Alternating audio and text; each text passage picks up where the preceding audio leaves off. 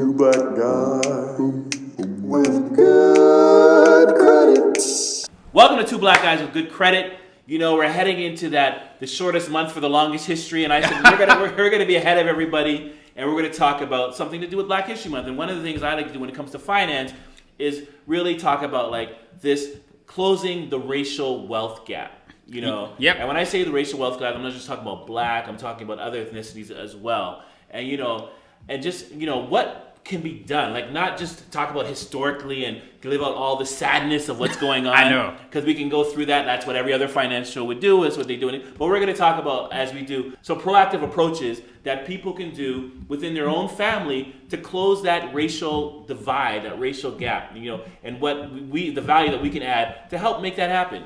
Yeah, listen, the wealth gap is 1 to 6 in a sense right now. So for every 1 to 6 dollar, in terms of what? For every dollar, and this is interesting because it's not just income, right? We're going to talk about income as well. This is wealth. So for every dollar a white person makes, Black people are making 17 cents, right? Wow. In terms of wealth, sorry, that's their wealth. In terms of income, this is why the wealth gap is really a crazy thing for us to kind of tackle.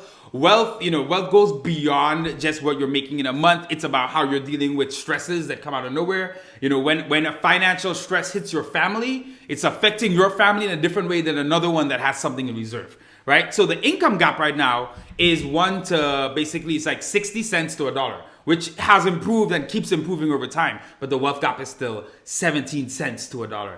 Income is cool, but wealth is the goal. And that's what we're looking for here. Yeah, let me just say this, and I'm always driving through like lower income neighborhoods, quote unquote Black, brown neighborhoods, and you yourself can try it. Anybody's watching this show, like the lack of financial institutions in those neighborhoods, it's incredible. I still can't believe it's going on today. Yeah, like you can go to just call it quote unquote white neighborhoods, and they have banks and ATMs set up everywhere. But when you go in like lower income neighborhoods, they're far apart. I'm like, it is so obvious. Payday loans, you see that? You see pawn shops. You see Western Union. You see ATMs you got to pay for. And exactly. And it's ridiculous. And I mean, that's one of the first things, access, We don't, Blacks and brown people don't have equal access to financial institutions to achieve wealth. They're feeling uncomfortable going to other neighborhoods asking for it when they go into their own neighborhood. And it's been told time and time again, a lot of these financial institutions that are in these neighborhoods are just looking to take our savings and reinvest in other things. They're not looking to give us opportunities in those neighborhoods to invest, and give them the access to invest, So I guess the problem is, how do we address this wealth gap in underserved communities? I grew up in lower income communities. Yep. I grew up a single mother in the projects, and I'm just fortunate that I was able to find my way out. But how do we now help people and address people? Like, what can we do to shorten this gap? Because like Terrance said, with all the stats, the median white family has 8 times the wealth of the median Black family. And that's medium. That's not, you know what I mean? That's some kind of progress there. And it's what's crazy about the wealth gap, just a little bit of history here. After emancipation, right, things got a lot better. Obviously, Black people bought land. We were doing well to the point where in 1920, a Republican senator says, this achievement by the Black community has been more impressive than we could have imagined, right? 1950, however, from 1950 to now, it's the same wealth gap. So we just stagnated, it's calcified, it's been exactly the same. And regardless of, obviously we can see that people of color have more money than before in a sense, but that wealth gap is not changing. You're seeing people at the top maybe achieving it, but you're not seeing it across the board. But you made an interesting point when we were setting for today's show, and that startled me, that Blacks and people of color, their income is risen. So explain what you were saying to me earlier. Yeah, so their income is rising. That's the thing. I talked about the wealth gap earlier, right? The wealth gap 17 cents to $1, but the income is 60 cents to $1. That's a substantial difference, right? So we're making more money, but what's happening? We're not investing because we're not taught these basic tools. We're not taught how to do this. We're not taught where to invest. And I have a lot of friends that make a lot of money, but then they spend a lot. They're taking trips. They're buying these things that they see on TV. They're getting drawn into being consumers, and they're not switching to becoming investors. So don't think people of color are not making more money. We may not be making as much, but we're making more money. Yep. But once again, I always say, it doesn't matter how much you make if you don't know how to invest it. Yep. Right? If you don't know how to invest it, you're not creating generational wealth. You're not helping the next generation. So what is the point in making this money if you're just going to be selfish and just buy all these materialistic things and not grow. I know people. I remember I met one young lady who's an attorney, Right. making $300,000 and still living in the same project apartment that her mother gave to her when she passed away because she wants to pay the lower rent. Not concerned about buying, and that's one of the a lot of these government programs, a lot of these Section 8 programs. I always say they're bridges; they're not solutions. You know? Right. You Yeah. can't get tied in like that single mother that needs that help, that needs that break with the kids. Yes, but you can't practice your family and keep encouraging them to take advantage of the system, to stay in this studio apartment that you and your mom grew up in because you want to pay this low rent, and not use your $300,000 to buy properties, to invest, to better your lifestyle, to better the next generation. And this is what we're talking about. Yeah, and this is one thing which we know as well, unfortunately, for a lot of us sometimes, when we try to prove our worth, it ends up in material things. Exactly. We don't have the land, we don't have the home, so the quicker thing you can see me on the street and know that I'm doing well is if I'm wearing this and that. I love materialistic things, but in my mind, my tenants are going to pay for that. Yep. Yeah. My investments are going to pay for the lifestyle that I want. It's not coming out of my pocket. Like I say every so, keep your money in your damn pocket. Yeah. But let's go back a little, Terrance, and give me some of the reasons why blacks haven't achieved wealth over the years and what's been happening historically. I think we need to set a little bit more of a foundation. Yeah, you guys need to understand kind of like where we came from. Now, it's interesting for both of us. We got a Caribbean background, right? So even me, I'm an American citizen, but I grew up in the Caribbean. And so I learn about American history, but then I come here and I kind of see it. And you really see just like how stacked the playing field was against, right? You go through Jim Crow laws, you go through redlining, you couldn't get into certain neighborhoods, white flight. There's so many things that go there. Then you talk about predatory financial institutions, right? And then you talk about an institutional fear. And even when we did try to do well, Tulsa, Oklahoma, right? We're dealing with terrorism. So there have been so many like psychological things that happen to us. Let's break it down. So like when we said redlining, like that, let's explain what that really is. And I have a personal experience. One of my good friends, he's like in his 60s or 70s, and he grew up in Brooklyn. And he would tell me personal stories when he's trying to buy property. So redlining means that banks are only lending money out for mortgages in certain neighborhoods. Yep. So meaning they're only investing in certain neighborhoods. So it was hard for black communities to uprise and do better because the lending institutions are not doing business there. And he would firsthand saw where his block, he was not able to get refinancing, not able to get mortgages and pull out equity on his properties at that time in Bedford-Stuyvesant because the banks look at it as too much of a risky proposition. Yeah. And think about what that does to generation. When the guy living in Park Slope or in a richer neighborhood for you to know that's able to get access to money, access to home equity lines, access to refinancing, and then grow his portfolio. But the guy living in a brown and black community is not able to get the same access because the banks are not looking to lend out. So I just want people to understand what that redlining means. And obviously, access to financial institutions, like you mentioned as well. Like we talked about that just a few minutes ago. Like banks being so far apart, creates non-access, and then missed compound. This all leads to like missing that compound interest. Growth. That's where it really hurts. Growth, I leave my kids the Donald Trump scenario. His dad bought buildings in Queens and Brooklyn.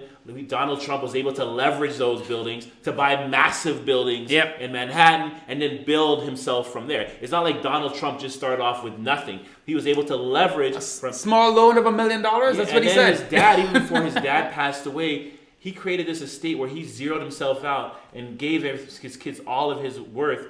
And without having to pay like the estate planning taxes on it, and that's generational wealth. Love or hate him, and you can become a president. And you can love or hate him. His dad was thinking generational wealth. His dad was thinking how to pass this on to my kids, Robert. So take a page from his dad's success and how he's able to leverage that to his children, so that his son, you can say, was in a position to meet all the who's and who's of this world and become president of the United States. And that's a fact. Like, look, money is what got him there, right? Money is what. And I don't want to make a show about Donald Trump. I know, I'm not a fan of his, but I'm just telling you the story. You see what? It's a reality we're living in. It's what America's like, right? You got to understand this game to play it, and we want to be in these areas. We want to be able to play these games. It's too long, man. We've been out of it. You see, even like some of the cards that came through, right? Some of the cards that I know you saw this like 10 years ago. Cards that are offering to people in the hood. Oh, you could put your pay, your payday can go right on this instead of getting a regular checking account. People believed, and a lot of people still do, but it's really gotten better. People believe a checking account costs money. Listen, I teach financial literacy in lower income neighborhoods, and I was so shocked I never believed it. Amount of people that are unbanked in America, amount of people of color that are unbanked. And that just excludes you from so much. Yeah. And unbanked means that they don't have accounts. And I've met people where they don't have bank accounts, their parents never had bank accounts, their grandparents never had bank accounts.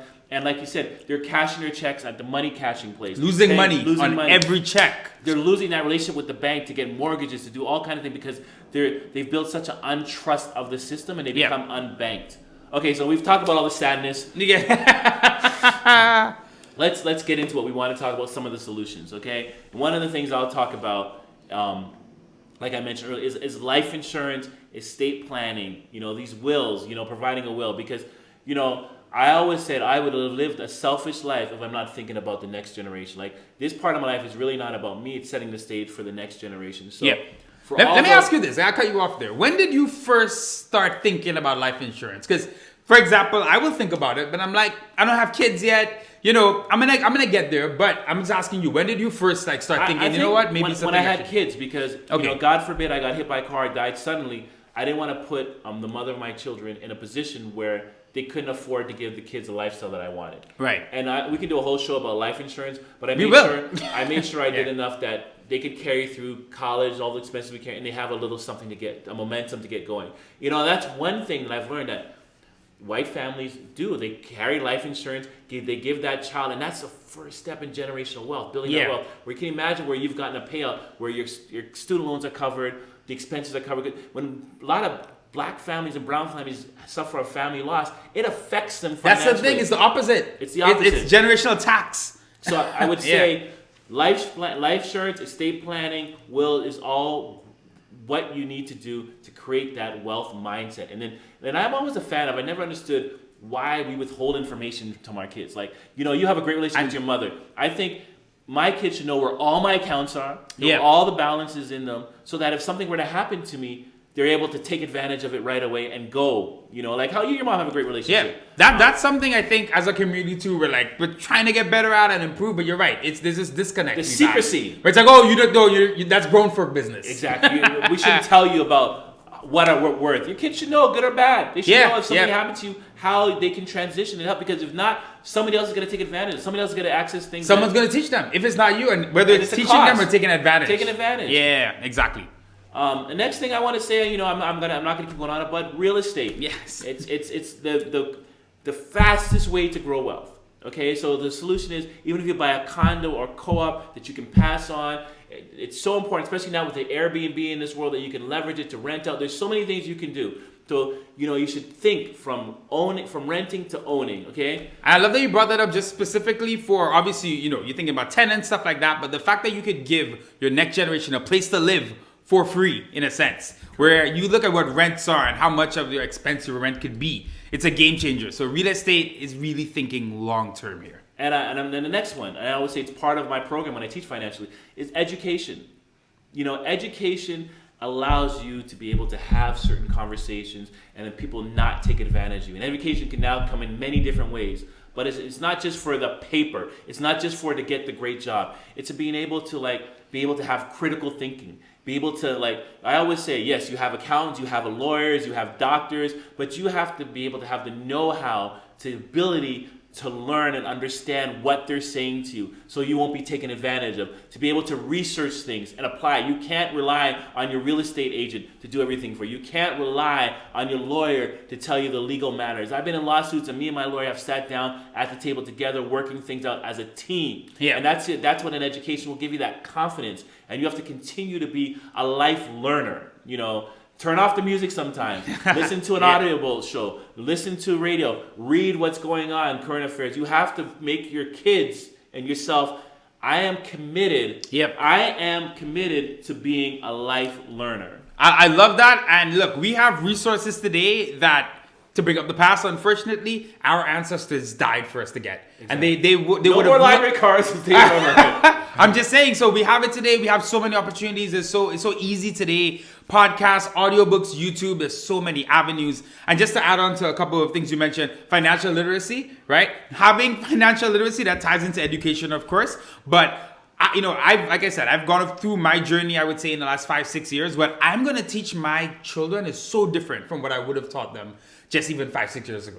right? And I wasn't a dumb guy. I was a smart guy. I was doing my thing, professional, making money, all that stuff. But it's a game changer in how you think of it, long term. Obviously, your 401k, maxing that out, getting your the company you're working with, getting them to match that. Where you're ending up with at the end of your it's very important. Once massive again, difference. Maxing out your 401k. Yep. Don't be scared to max it out, especially when you're going into a new job, because what you don't have, you won't miss.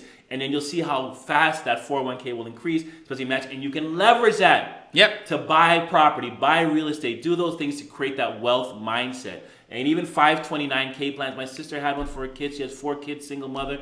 All of her kids' college money was ready and willing and available when they came ready. Well, not all of them. 2 out of the 4 are already finished, but 2 are left. And the money's there for them so that when college comes up, it's not a big constraint. So these are all things that you can do. Hit me up with another one. All right, so you got pooling money with your family members and friends. Now, this is something we do. There's different things I know about. About a susu.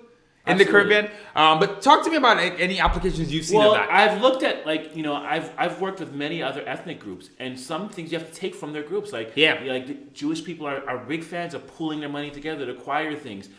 People of I know there's a lot of Chinese are great at it. Yeah. And I think brown and blacks have to get better at it. Yeah. We pool our money together. We may have different interests. One may be a doctor, one may be a nurse, one may be a custodian, but we can put our money together. It doesn't have to be equal. You may have $1 and I have $10, but then you'll own a smaller percentage. I get my 10%. You get the 90. Yeah. But accumulate things and buy bigger things. Think on a macro level. I think you're not in this alone. I think pooling monies together with friends and family and doing it the right way. Yes. Forming an LLC, making sure all your I's are dotted and your T's are crossed is important, because anything can happen. Yeah. Okay. Too many times we're trying to get there on our own, and you're competing against groups that are doing it pulling, together. They're doing it together. It's not even a fair game, right? A fist is stronger than a finger. Look at that. Right? Good golden quotes with Mr. Lynda. And just a couple more things: investing inside and outside of your community. Thankfully, we are seeing a lot more of investment in the community. I know it's more in the consciousness now, which is good to see. And then in general, becoming a problem solver. Well, let me get back to what you just said. You're in a race. We're not in a race. Investing inside and outside of your community. What does that mean? I meet a lot of people of color that come up with all these great business ideas. Yeah. And it's something to serve their community, which is nothing wrong with that. But you don't have to be caged into just serving the black needs. You can do something that is on a macro, that services. Like when I think of business, I always think sometimes, what can I create for the world? Yep. Because a guy told me this a long time, in order to make $1 million, you have to count $1 million. Yeah. And sometimes it's easier to sell outside of community, and then what can you do? Okay, you're saying, Shaun, you're selling outside. No, the money that you make outside the community, you can bring back into your community. And I can name a lot of communities that do that, okay? Yeah. Oh, I mean... The Koreans. Yeah, let's be real. They real. don't use any black hair products at all. And nothing against them, but they found an opportunity within the black community where they can sell black products. Yep. And they monopolize the business, and they take that money out and they educate their children, and they continue growing that wealth. So you can think of yourself. One thing I love about our blackness is that anything we do is very cool. Yeah. And you can leverage cool to make money. And on a super macro level, as we talk about these things, right, black people export entertainment globally. Correct. Right? If you look at what we export globally for entertainment, you would think everyone in America would have money. Right? Hip hop has become the biggest genre in the world. There's many things to go into there, but we don't have the wealth for it. So exactly what you're saying, right? When you sell whatever your special thing is, you're selling it outside the community. Think on a macro level. Think on a macro level. Don't think you have to sell it within our community. If you have a Caribbean, if you're still selling Caribbean food restaurant, don't just set up your Caribbean restaurant that's only going to welcome Caribbean people. Make your Caribbean restaurant, because people love Chinese food. They go to Chinatown, they go to Little Italy. Yep. I don't go to Thai restaurants and see all Thai people from Thailand in there. I don't go to China, So if you're making Caribbean food, make your food welcoming, that it appeases all people. Make your store welcoming. If you're selling apparel, make it welcoming for all people. Grow your base. Think big. Yep. And the last point you said, problem solver. I love that one. Whenever I'm thinking about starting my own business and what I'm going to do, the question you have to ask yourself is, what problem am I solving? Yep. If your business does not solve a problem, then it's not a legitimate business. You have to solve a problem, and you have to solve the problem different from how most people are solving it to create a niche. The first question you ask yourself when you start a business: what problem am I solving? A lot of times these problems are not even that hard to think of. People are dealing with, your friends are dealing with it, right? Society's dealing with it. And a lot of times now too, it's combining one thing with something else makes the kind of business that people weren't expecting. Correct. So be a problem solver, be engaged with what's going on in the world. Don't just keep a blind eye to it. You gotta keep sharp, keep what's going on, and think of avenues where you can start making inroads. Years later, you're reaping the benefits. Exactly. All right, so listen, that was it. Very simple. Not really. It's a complicated process. It's a complicated topic, but it's something that we have to address. Yeah, we're talking about closing the racial gap. We got to close it. It's a show about just creating generational wealth for yourself. But these are the keys in which, if you do these things, you'll see that you'll uplift not only yourself, the next generation to follow, and guess what? People will gravitate. Yeah. And this will close what we consider the racial gap. So it's really about, I think it's just about, once again, back to financial literacy, about generational wealth. That's really what it is. But they're keys to really, like, this is a proactive show. This is for you to think of how you can think big and how you can end these things that are just unjust. Yeah, you summed it up. And like you said, this is what this show is about. This is what we're talking about. This is why we think financial literacy. We know financial literacy is so important. I'm signing out, Terry. Remember, nothing changes if nothing changes. We're trying to change the game. We're trying to get to that next level, guys. Yep, I'm better have two black guys with good credit. And like you see, nobody's doing financial literacy and finance the way we're doing it here. This is our niche. This is our difference. This is the problem we're solving. I'm the better half of two black guys with good credit. I'm sorry to tell you, Terrance. But like I say every show, he's making me know. Your money is your money. People keep it in your damn pocket, and I'm out. Peace. Love you, man. Peace, guys.